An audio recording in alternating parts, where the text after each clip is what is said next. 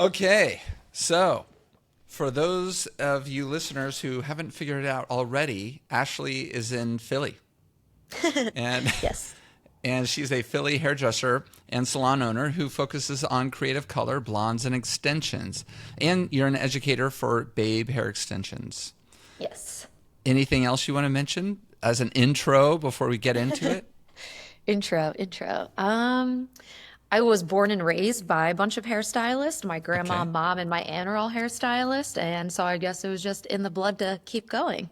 I guess it was. And so you've already led to my first question, which is where you're from and how you got into hair. So are you from Philly? Born and raised. Born and raised in Philly with a Yeah, you'll family hear of the accent hairdressers. soon. Yeah. I haven't gotten the accent yet. I haven't gotten the accent yet. I was trying to I was trying to kind of determine what it is, but It'll get there. yeah. Okay. Good. And so born and raised, I mean, at what age did you think I'm going to follow in the footsteps of the ladies in my family and also become a hairdresser? When I was younger, I definitely was like, you're all crazy. I don't want to do hair. It's too much. I would miss my mom when she was at the salon all night. Hmm. And I really wanted to be like a coroner. I was like super into like CSI and like all the creepy stuff. And Really? yes, yeah, I was like, I'm gonna dissect people and figure out how they died. And then I started doing my friend's hair and my hair, and then it just like trickle affected. And my mom was like, you're going to a technical high school and you're going into cosmetology because then you can work your way through college. And then I was always in love with doing my hair. My mom started like making my tips like red or pink when I was a kid and fell in love with it that way. And then, yeah, then I got into school and just was like, loved it. And it became like a full passion, and dead bodies went the other way. That's really fascinating. The dead body thing. I mean, is this? Are you a kind of a gothic-y kind of? I hate to think of the only word I have in my head to try to define that sort of thing, but Yeah, no, it's okay. yeah, I've got friends and we've had plenty of hairdressers who put the most amazing things on the walls. And if they weren't so awesome, like and funny and great people, you'd walk in the studio and you'd be like, oh my God, like this was frightening.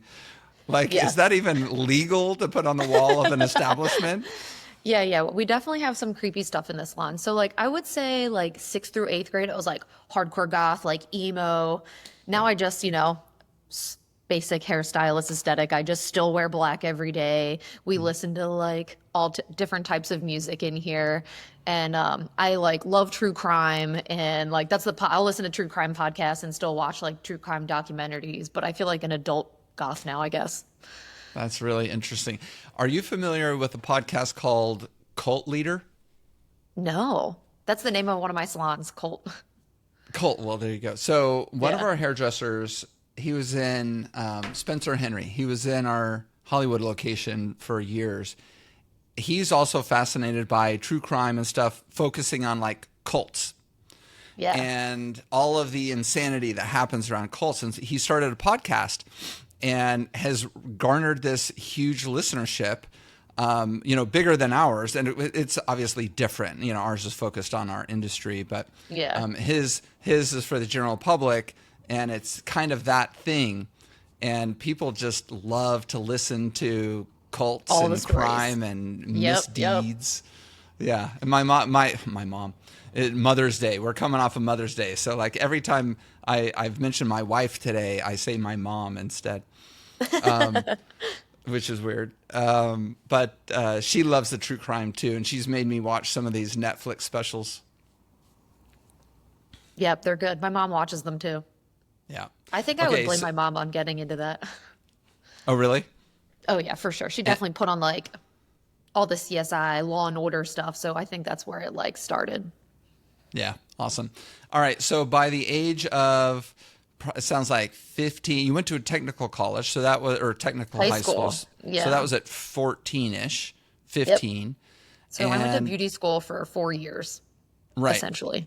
Right. So I know different technical schools do it differently, but was yours, your curriculum for 4 years, how much of that was beauty focused and how much focused on other things?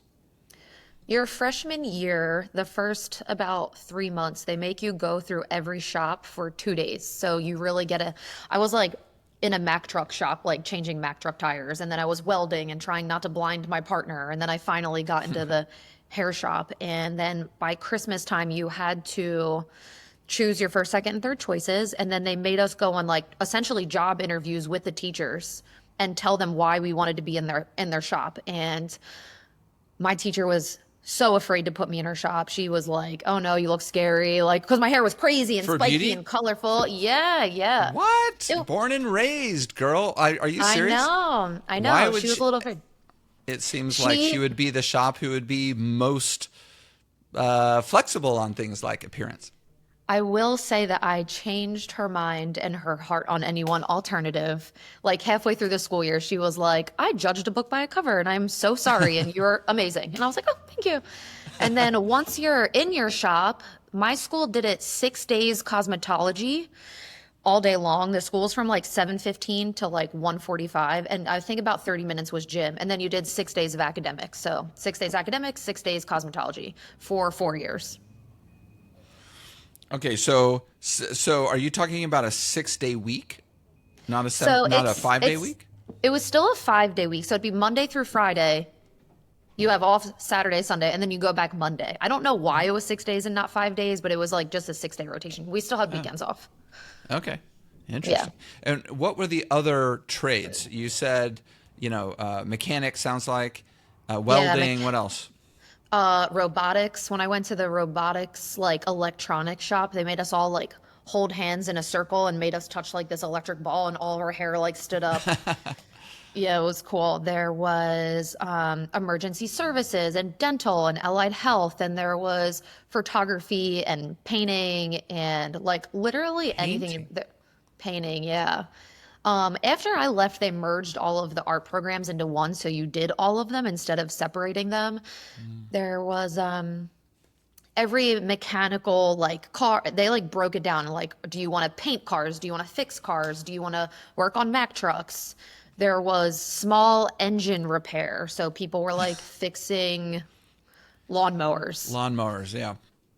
even Very plumbing, interesting. electrical. Yeah, it was really cool. It was a really cool experience. I feel like a lot of kids that went there like actually wanted to go to high school and cared about the Yeah. shop they were in. There was a lot more like driven people there.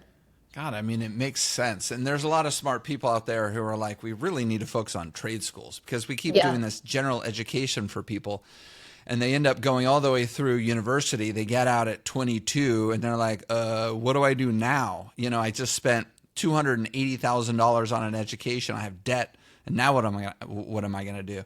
So it makes a lot of sense, the trade education. All right. So let's go back to when you graduated.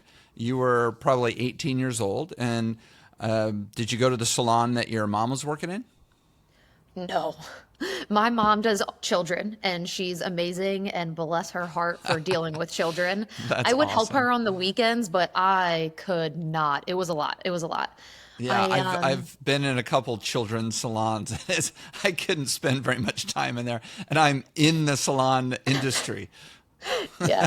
Yeah. It was definitely a lot. I definitely went to the first salon I went to that was not any of my family's salons, was literally like 2 blocks away from the high school. So I could leave my high school and get there in 15 minutes and then work till 8 o'clock at night. It was definitely like a little old lady shop. Everyone's getting their little blowouts and their single processes. And it was like, if you had time to lean, you got time to clean salon. And I only lasted there about like 8 months until I moved on. And then when I graduated high school, I started at a hair cuttery. I was just like, I want to be behind the chair right now and get a lot of free education. And then I was also going to makeup school right afterwards. So I was going to New York every day, Monday through Friday, and then working at a hair cuttery on the weekends and at nights if I could make it work to pay for me to go back and forth to makeup school up in New York. Wow. And did you want to become a makeup artist, like as a career, maybe to supplant or to be in addition to hair? It was in addition to hair. I really wanted to do both. I still do bridal stuff. It's not my main focus anymore, but it was something that I was really into when I was younger. I loved doing updos. And I did a lot of like on set stuff for photographers and like runway shows down here. So I really wanted to be like, they called it like a key artist. Like if you did hair and makeup, you had a higher chance of getting hired over someone who just did hair or makeup. So I wanted to just get as much under my belt as possible. And then the school I went to was a lot about like working on film. I worked on like 2 film sets and hated it. And I was like, I prefer to be in the salon and do like photography sets. I was like, you're not paying me enough and you're not feeding me enough to be here for this long. Right. Where So, like, so yeah, tell the listeners what you hated about it, because it's one of those things that it seems so appealing, and then it's really just not that appealing. there is no creativity whatsoever. If you're doing like maybe a music video, you get creativity, but like for shows, you're literally like just powdering people's sweaty faces on camera and just making them look natural and making sure there's no like high glossy spots on their face. And it's really, really long hours, and it's just yeah, like some people love it and that's great, but it was just really long hours for not as much pay, not a lot of creativity. And it was just kind of boring for me and just felt like it was really time consuming. And I felt trapped on set and not being able to like do much. Where like a photo Right. shoot is like a couple hours, quick money, you get to be creative. The photographer is like, what do you think is cool? Because they just care about the model and the camera, you know? It was more of like a collective effort to make something creative. Yeah. The production hours are insane.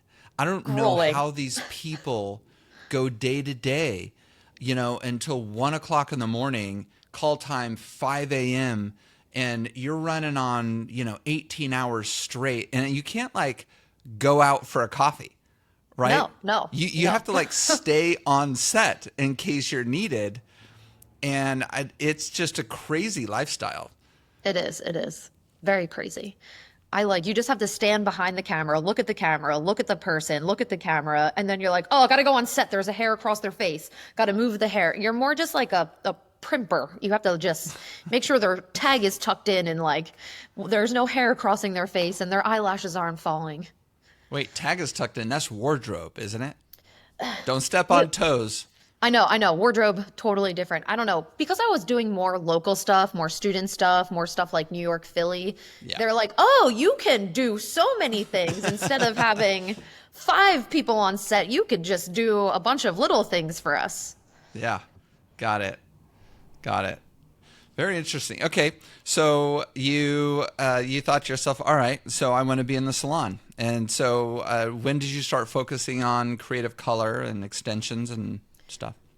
Creative color has been my whole life. I would be in my mom's salon just digging through whatever she had and bleaching and coloring myself. And then I just wanted to do it on everybody else. And then I felt like there wasn't like a ton of vivids being done all of the time. So then then I went to a suburban salon for a while, and then I was the only one in the area doing vivids. So that was really fun. And then extensions, like I always had short hair. I had half my head shaved and a short bob and then the alien haircut and just like messy. And then I would want my hair down to my butt, and I would beg my mother to like, please put rows.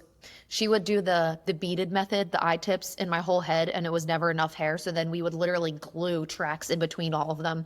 Every hairstylist is cringing me saying that, but I was 15 at that time. So I like really wanted to customize into extensions, and then it was custom coloring extensions and just adding and adding and adding and growing. And then I don't sleep or stop. I just want to keep going. And then with Vivids, I was like, I really want to be able to like create white in the hair. It's like I can get it blonde, but not like white blonde.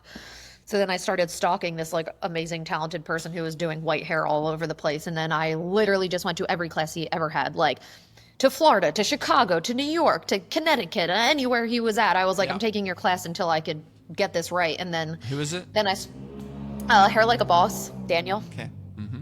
Yeah. Yeah, I literally was like in his DMs and in every class, and he was like, you're really coming to all of my classes. I was like, absolutely, until I get this absolutely right. And then it became a part of and then I started posting more of it, and then it became like a huge trend in Philly, and it took over for a while. Yeah, I love it. Okay, so how long you been a hairdresser now? I got my license in high school and I'm 32, so like I don't know, like 15 years. Something like that. Maybe a little Yeah. less, but Yeah, like okay. All right. And so, what color lines do you use now?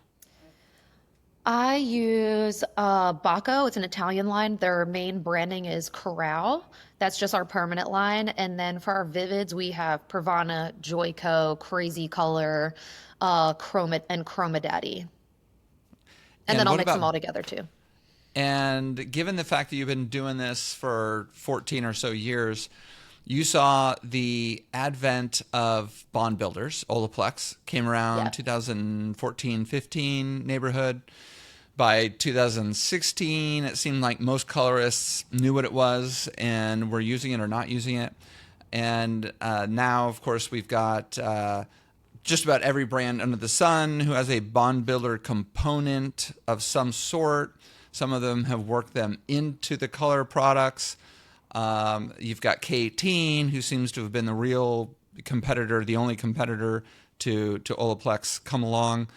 And so, what's your bond builder experience been like? I've tried all of them, and some of them I loved, some of them I didn't love, some of them I just didn't notice any, like it's not that I didn't see any like long-term effects with it.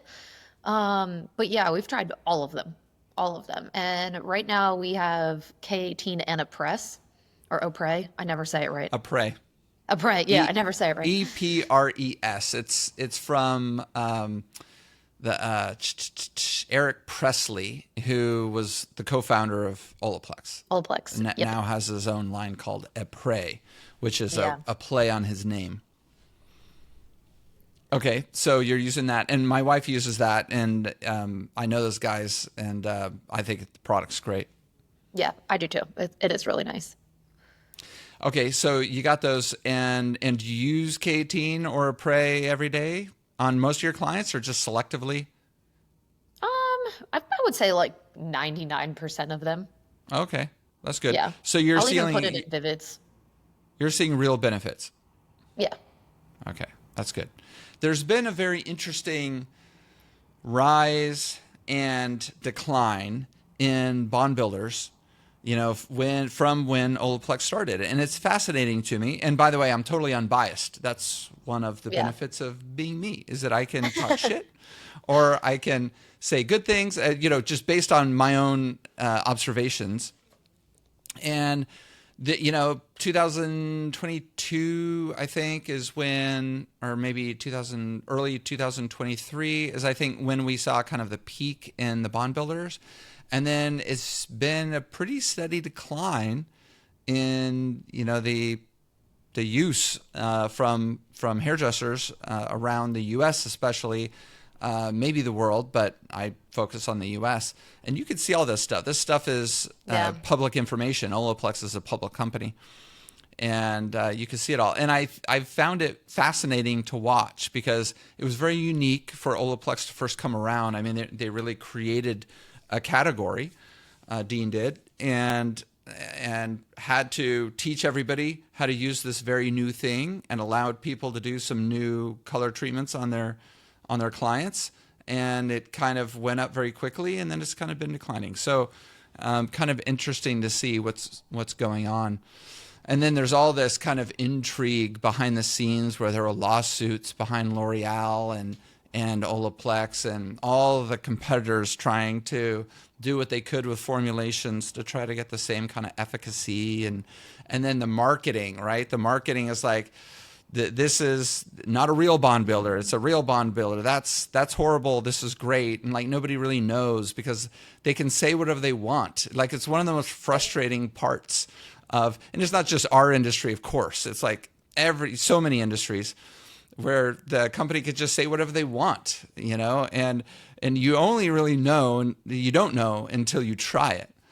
And some hairdressers have been down to trying many things, all the things, and some hairdressers are like, forget it, I don't even want to try. It's gonna fuck up my formulation, it's gonna fuck up my timing, and I know Janice, I know her hair, I don't need this. And so it's been very entertaining to watch. And then of course, as kind of sales are declining, you see the brands coming up with all sorts of different variations of the same product, right? Yeah. Whether it's an oil or a spritz or a clay or a this or that, trying to find what people want to use. Yeah, I agree. I agree.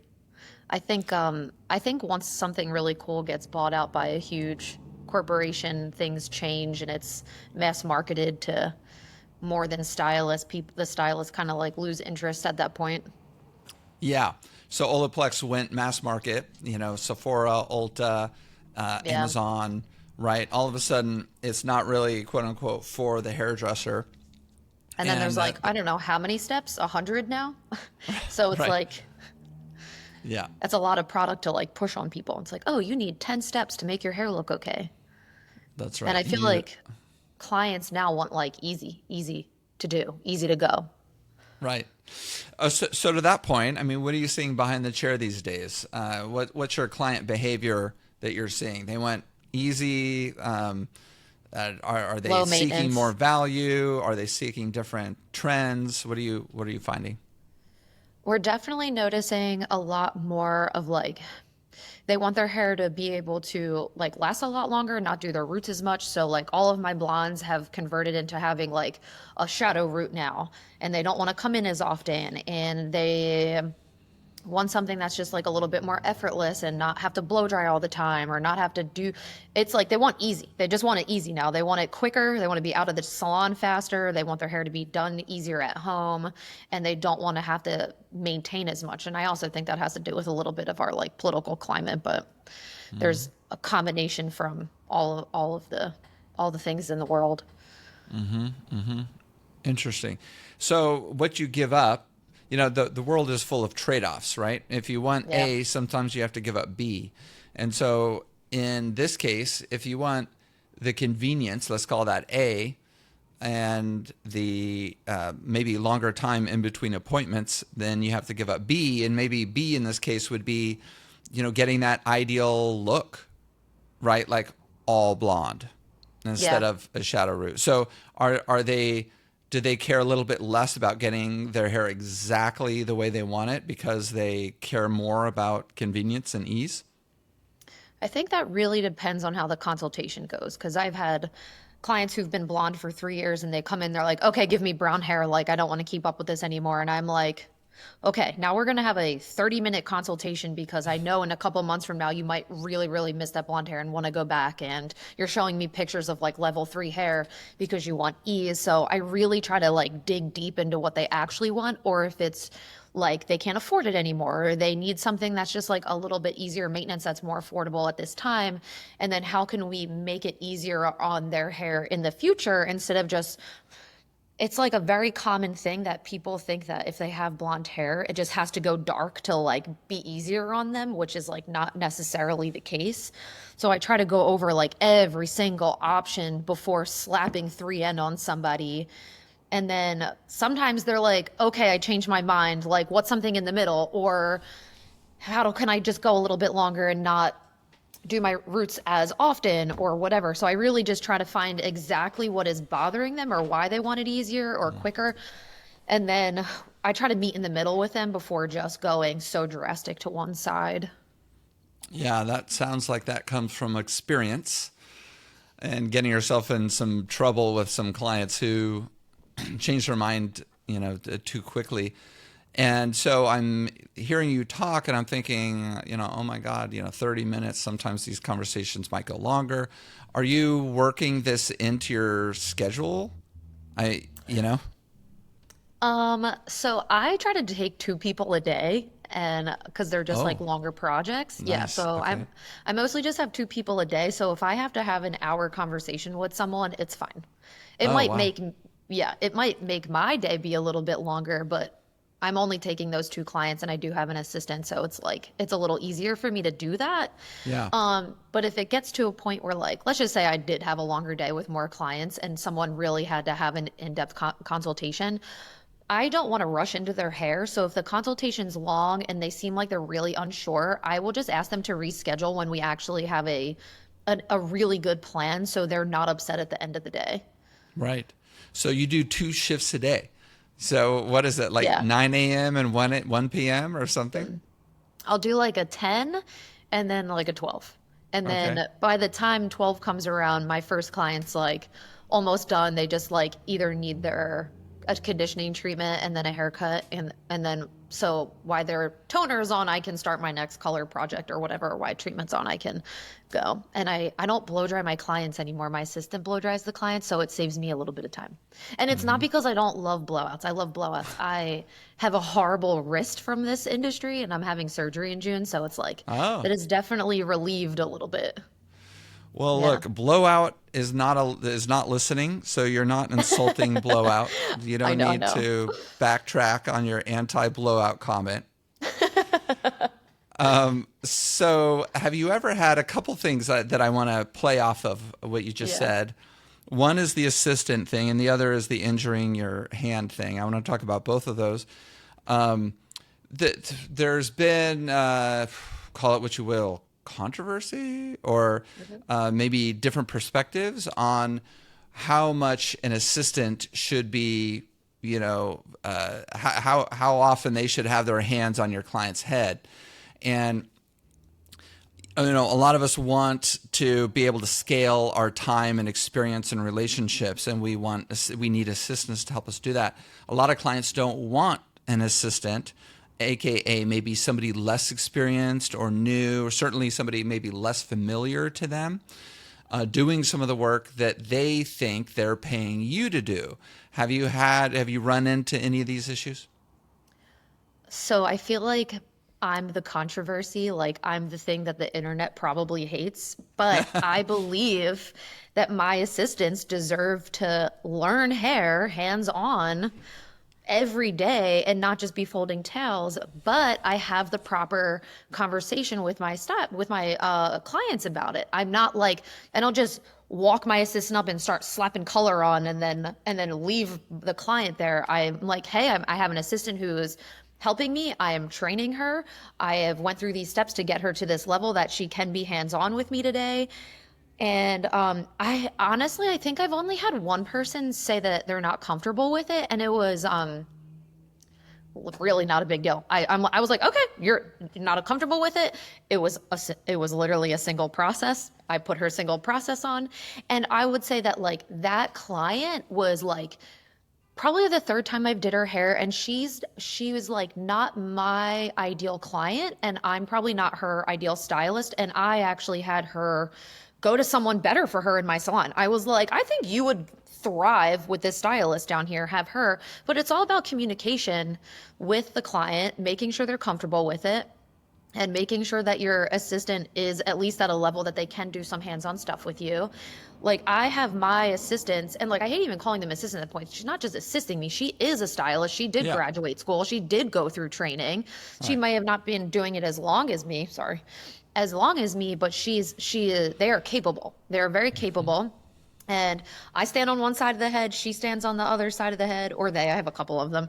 And I'll go up one side and I make her follow and replicate everything I do on the other side. So she is getting every hand motion down, if it's a cotton root touch up, she's knowing exactly where to put that cotton down. She's following my saturation patterns. It's happening, and it's like make sure it's even, and as she's doing it I'm watching her and checking and making sure things are okay.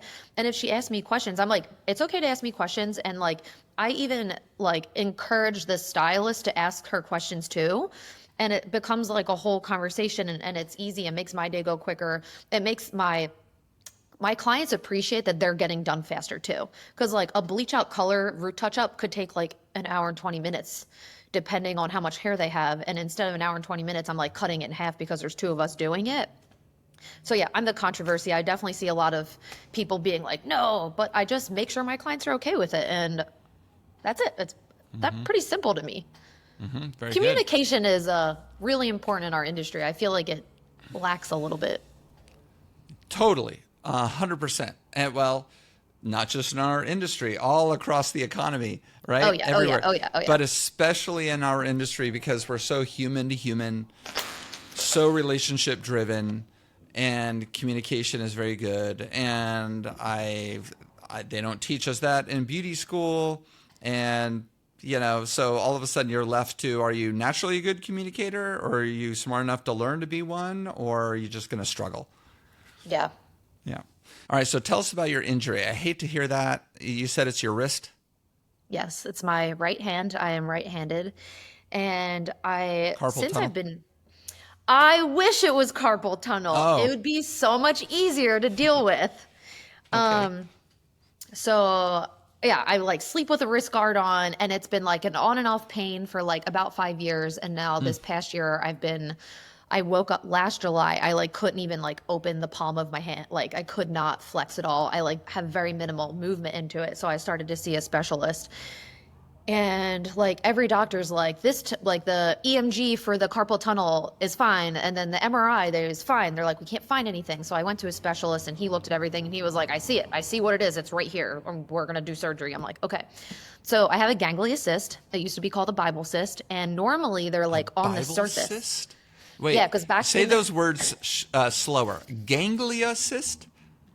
if I'm saying it right, a ganglia cyst. Yes. Wow. Okay. So it's a And cyst.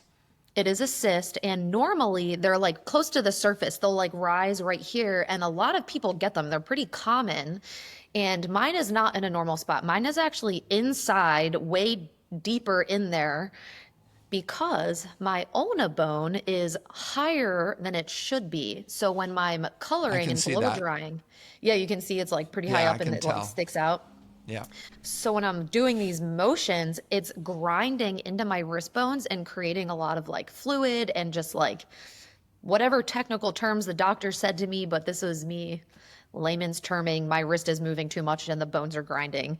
So he has to make a small incision and go in there and move my joints around and pretty much just like carve this cyst out, and then we'll do some PT and hopefully I'll be back in. But it pretty much like pulls all the tendons from my elbow up into my shoulder. I don't have a lot of mobility in my neck anymore from how much it's affecting my entire arm. So I gave up on blow drying because that was one of the main culprits.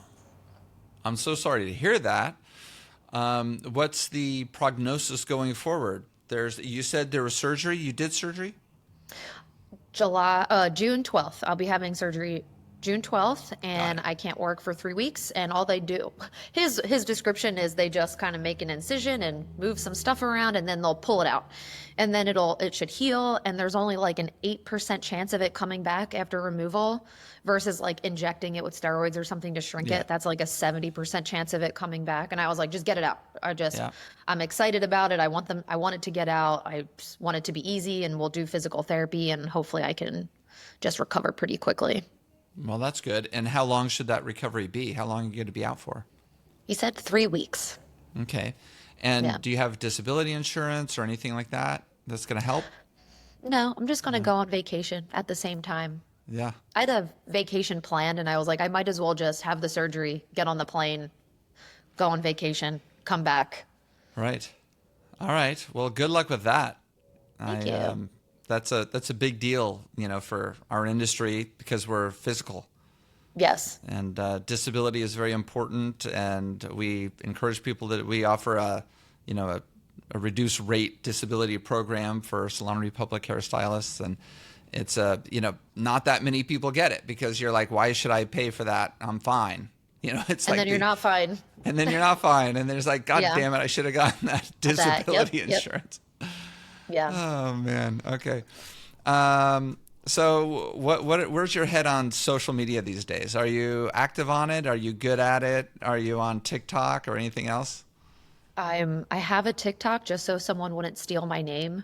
Right. I'm not good at TikTok. If I'm okay at Instagram. I'm just okay at it. I try to just post the things I'm doing, and I feel like I had my Instagram when it was like made when I was in high school, it was made, so I got a little like head start of like personal, but then I Nice. switched it over to just hair. And then I did hire a social media kid for the salon, and it's like we just like collaborate, and that's definitely helped it go up. But I don't care about it. I don't have like, I'm not anti-social media. I just hate that what it's turned our industry into. And like, I'm not a photographer. I'm not a graphic designer. I am not I don't know what an algorithm is. Like I know now, but like it changes constantly and then you have to keep Right. up with it. And then everyone's attention span is 5 seconds long. And then they Right. want a movie. It's just like Oh, all over the place. right. Then they want a movie. That's exactly right. Yeah. I'm just like, It's ridiculous. And unfortunately, it's a hamster wheel that we all feel like we have to be on, isn't it? yeah. Yeah, exactly. When I meet people who don't have social media, I'm like blown away. Yeah.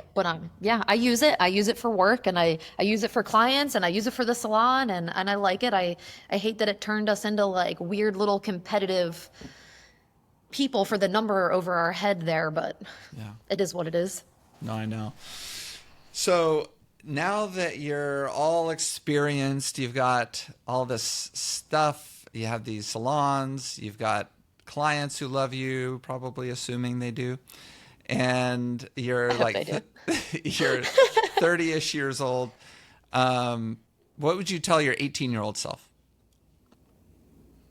Oh my God, to sleep a little bit more and to like, yeah, I don't know. I just kept going. I just didn't stop. I didn't take a break. I didn't smell the flowers or like go on vacations. I just kept hustling and hustling to be so good at this industry.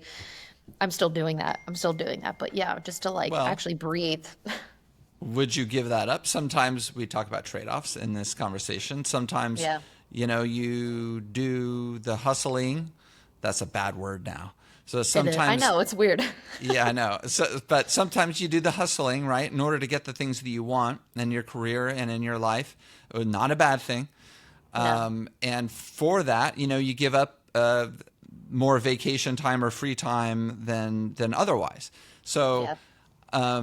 so would you actually tell the 18-year-old self to take more vacations because that comes at a cost? Yeah, it does come at a cost, but I feel like if it's in moderation and you have balance, it's a little easier. Hmm. Like I felt like I had no balance. I have way more balance now, but back then it was just like I have to work all the time, no breaks, because I felt like I wasn't going to get anywhere. And then I got everywhere very quickly. And now okay, I'm like, well, what do I do now? It's like, but yeah, there was definitely but yeah, I feel like if it's in moderation and you do it right and like everyone talks about burnout, I'm like, I don't know, maybe I would have experienced less burnout under the age of 25. So you did experience burnout. Yeah, I feel like my body would just it was like you need to lay down. You're sick now. Like you're not stopping, so I'm going to make you sick so you sleep for 5 Right. days. Yeah, Yeah. that happens to me too. Yeah. Yeah. It's not my brain. My brain wants to just endlessly keep going, but then the body is like, okay, you need to breathe a little bit. Right. What's the most difficult conversation you've ever had with a client in the chair? Um, this is a tough one.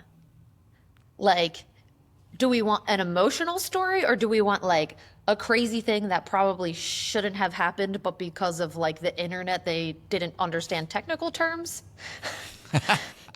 Like, That's a we good could go question. either way here. I know. Well, let's think about difficult in terms of emotional impact.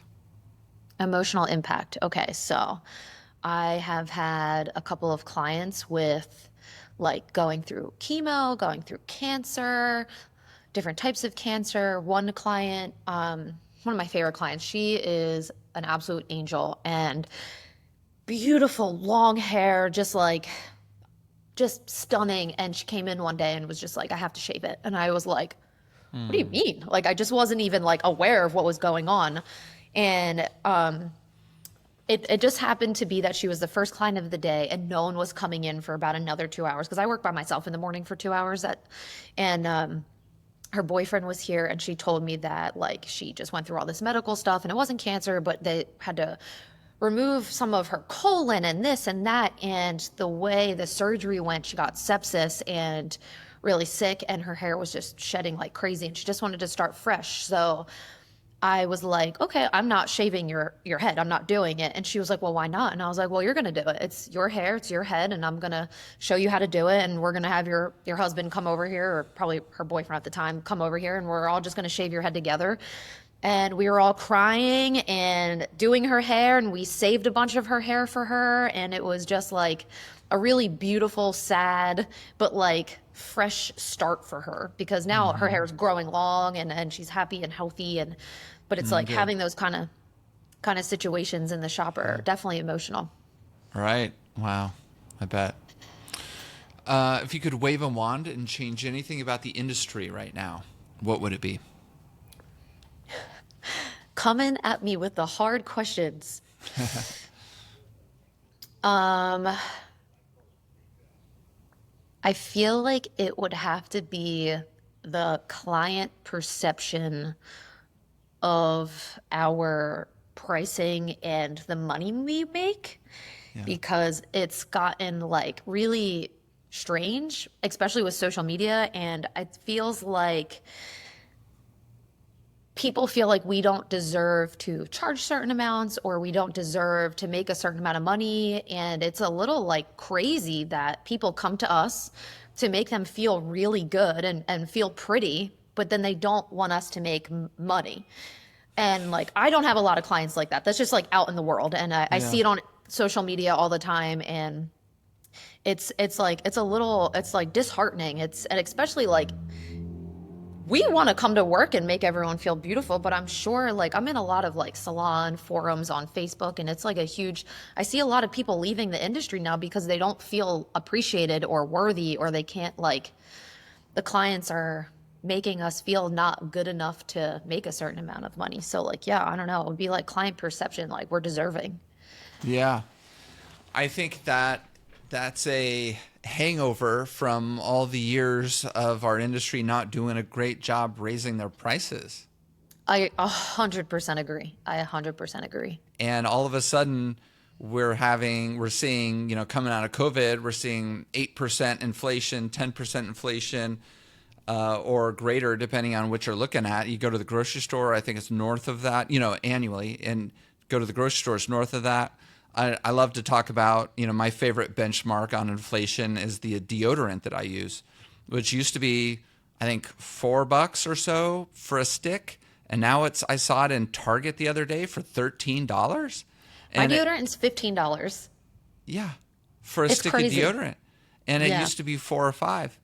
And but I guess there's nobody there to bitch and complain to, if as a consumer, as you're looking at the stick of deodorant, and then enter into or transitioning to considering inflation with our industry. People have gotten used to paying, let's say guys have gotten used to paying $25 for a haircut, at Supercuts, and so it always just kind of sits in their mind as the perception that it's sub $30. Maybe they tip $5 on $25 and it's $30, and it should never be more than $35 or $30. And then it just festers in there as an expectation. And then we start to increase our prices, and people, consumers flip out, and at the same time, oftentimes these are consumers who, vote for things like, doubling of the minimum wage, or, that here in California, we voted in a proposition that had the government increase the wages for fast food workers, nobody else, but fast food workers, to like $25 an hour. And everyone's like, yeah, go for it. But then they complain if their hairstylist bumps the price $10, Yeah. from Yeah. from $80 to $90. Then all of a sudden, oh, it impacts me? No, I don't think you should raise your price $10. Yep. And I think it's human nature to do this. And I think the industry has done, the data that I see, which is pretty broad data, it shows that we've done a much better job raising our prices over the last 2 years. And I think we are seeing the kind of negative feedback that you were just referring to. But I think it's just a matter of time that people become used to the fact that you're paying somebody who's trained, licensed, skilled. They essentially are their own small business. They have expenses, they have liabilities, they pay taxes, and all these normal things. They have insurance that they have to pay for. They have products that increase at 10% every year. But right now, 100%, it's we're dealing with the hangover of not having done it before. Agree. 100%. Do you have any hair horror stories? Like, Oh, no. Let me rephrase that. I know you have hair horror stories, so please give us some, or one. like of my own hair or like client hair? Either one. Okay. Let's see. I think I was in 8th grade and I've been dyeing my hair black for like, I don't know, forever. And then I really wanted Cruella de Vil hair and I did not know what a toner was because lo and behold, I was 13 years old and just got into my mom's bleach at her salon and bleached the one side of my head probably 5 times in one day. And then just gave myself a pixie.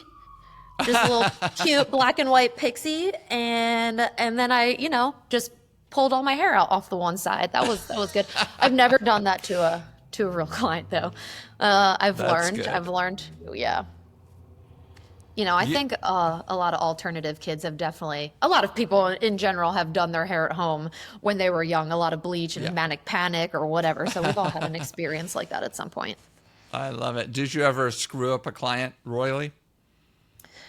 Yeah, absolutely. And it was because of a poor consultation. And this was, I don't know, I think I was like 20 at a hair cuttery and her hair was black and really long and like really coarse. And all she wanted was like brown tips, like just right on the end. 10 volume. I put it on her hair for like 30 minutes, like a light little balayage. And all of her hair just fell out in the sink. Not all of it, just the ends that I tipped out were like probably 4 inches long of her hair, just clink, clink, clink, like all in the sink. And I'm like, what is going on? Like, I don't understand. Like, there's no way. It's 10 volume. It was like literally on your head for 30 minutes. I just don't get it. And we go back to questions. And I was like, okay, like, this is not normal. Like, what's going on? And I'm like, okay, I'm going to go back through your hair history. Because if you think about it, it's like, this month, 1 year, 2 year. And I'm like, okay, eight years ago, what has happened? Like what happened 8 years ago? And she was like, oh, I used to get a lot of perms like before. And I'm like, oh my God. So the end of her hair had like perms on it. And so clients think that when it like, if a color fades, it's out of their hair. They're like, it's virgin now. It's gone. Right. Yeah. My consultation form is very, very thorough now. I'm like, what did you do 20 years ago? I bet. That's hilarious. Okay, so tell us what you've got going on. I think you're doing a convention that is definitely worth mentioning. It's called Rev Beauty Con. Tell us about that. Yeah.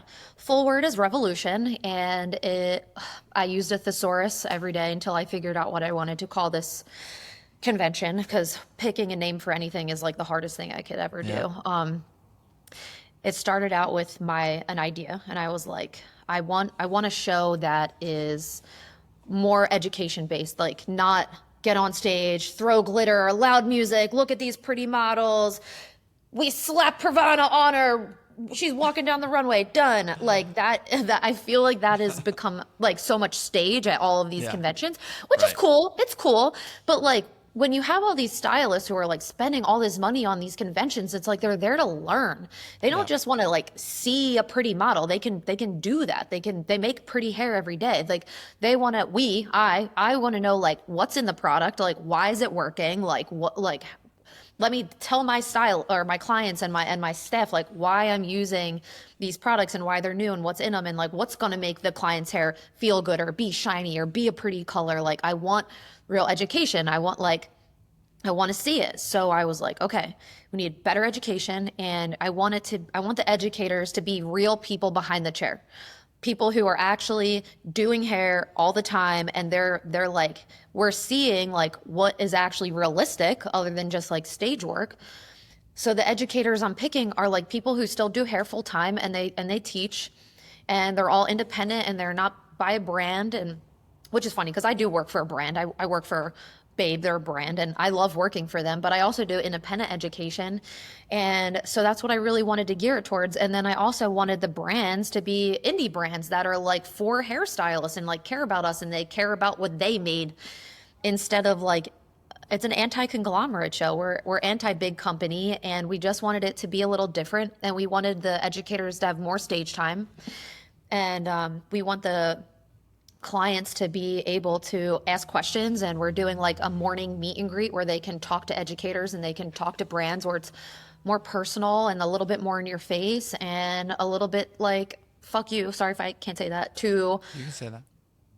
to brands that kind of like sold out to huge conglomerate companies, and then their product's not as good, and then then these stylists have to like quickly change and figure it out. And like I just wanted it to be about people who care about stylists, care about salons, care about the education, and that's what I put my heart and soul into this. And I made it a punk rock theme because like that's revolution. When you're trying to change something and make it better and fight against something else that's not working, that's where the word came from. So that's what we're doing. And we're doing a hair competition as well, and I wanted it to be a little more complicated, which might deter some people, but also a little funner and a little more active. Instead of just taking a photo and submitting it on Instagram and then people judging your entire social media page instead of that one submission.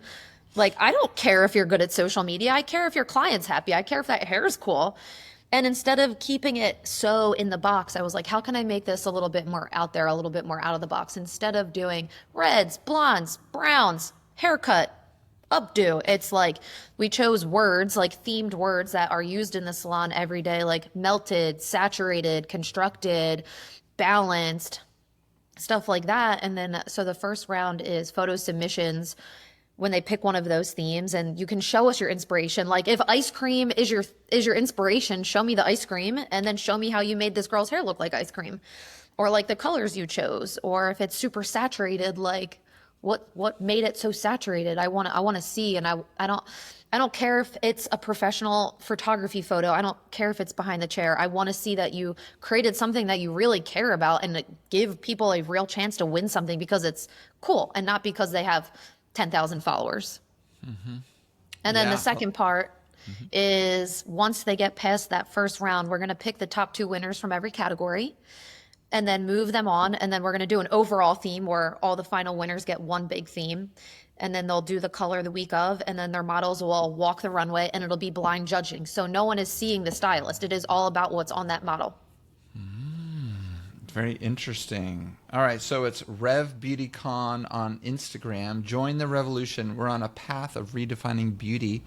I'm just reading the profile for the listeners. Yeah. For stylists, by stylists, independent brands, and educators.